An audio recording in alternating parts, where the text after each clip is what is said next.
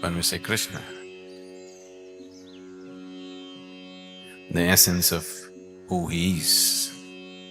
He is an irrepressible child, a terrible prankster, an enchanting flute player, a graceful dancer, an irresistible lover, a truly valiant warrior, a ruthless vanquisher of his foes, a man who left a broken heart in every home,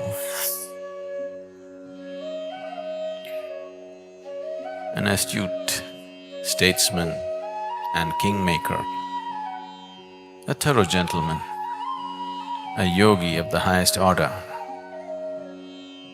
and the most colorful incarnation. Krishna is seen and perceived and understood and experienced in many, many different ways by different people. For some he is God, for some he is a crook, for some he is a lover, for some he is a fighter, so many things he is. If we want to taste an essence of what it means when we say Krishna, the consciousness that we refer to as Krishna, if we have to be touched by this, we need Leela. Here we are for the Leela. Leela means it is the path of the playful. This is not for the serious types, are you? Because when I say playfulness, we are not here just to play. We are here to explore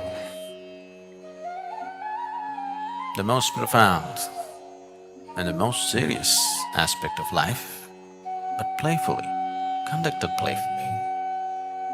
Otherwise Krishna won't be there. The reason why the most profound dimensions of life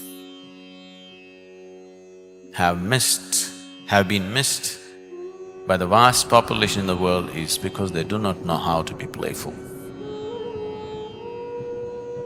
If you want to explore this path playfully, if you want to be playful, you need a heart full of love, a joyful mind, and a vibrant body. Otherwise, there's no leader.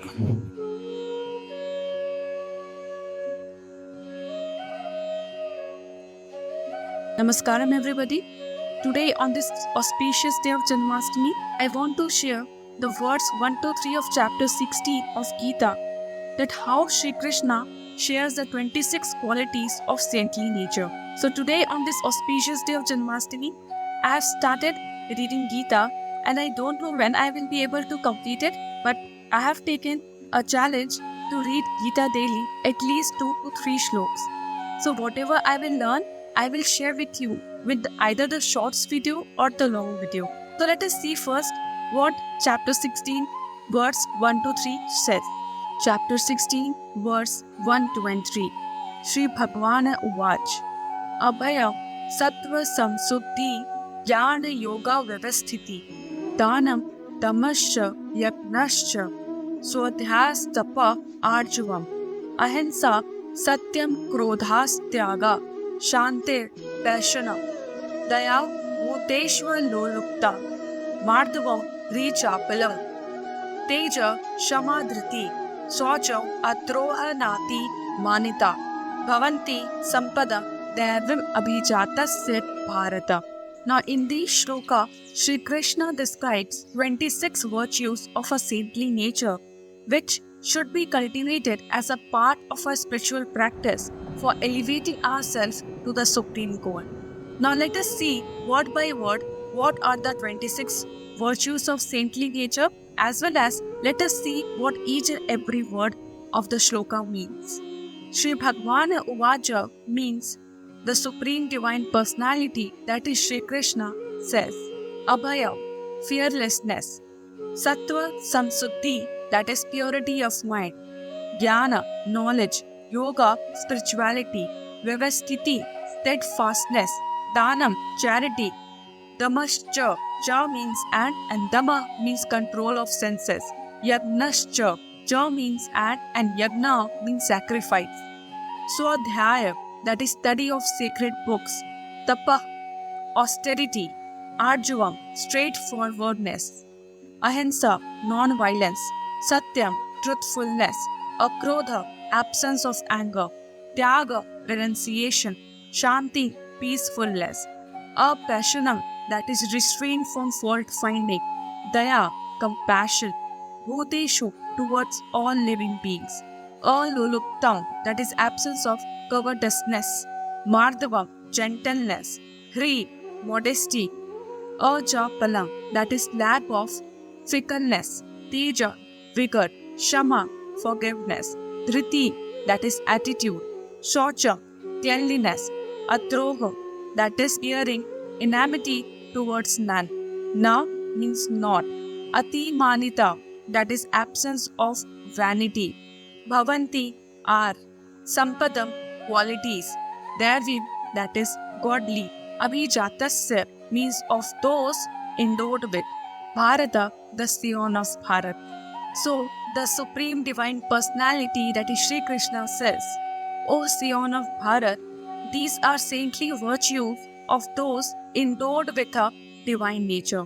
That is, fearlessness, purity of mind, steadfastness in spiritual knowledge, charity, control of senses, sacrifice, study of sacred books, austerity and straightforwardness, non-violence, truthfulness, absence of anger, renunciation, peacefulness, restraint from fault-finding, compassion towards all living beings, absence of covetousness, gentleness, modesty, and lack of fickleness, vigor, forgiveness, fortitude, cleanliness, bearing enmity towards none, and absence of vanity. Now, I will not discuss about each and every word because most of the words you all might be familiar with. So let's discuss about some of the words which I felt little difficult. So it might also help you. First is vyavasthita, that is steadfastness in spiritual knowledge. When human beings forget what is right and what is wrong, they become like animals. Thus, the path of virtue is forget by maintaining steadfast in the awareness of spiritual principles. Austerity, that is, the body, mind, senses are such that when we pamper them, they become pleasure-seeking. But if we restrain them, they become disciplined. Thus, austerity is the voluntary acceptance of hardships for purifying the body, mind, and the intellect. Third is straightforwardness. Simplicity in speech and conduct unclutters the mind and engenders the sprouting of noble thoughts. The English phrase that is simple living, high thinking aptly expresses the benefits of virtue of straightforwardness. Restraint from fault finding. The whole world and the creation, everyone, is mixture of both good and bad qualities. Now, focusing upon defects in others dirties our mind, whereas focusing upon their virtues purifies it. The nature of saintly person is to see his or her own defects and observe the virtues of others. Absence of covetousness.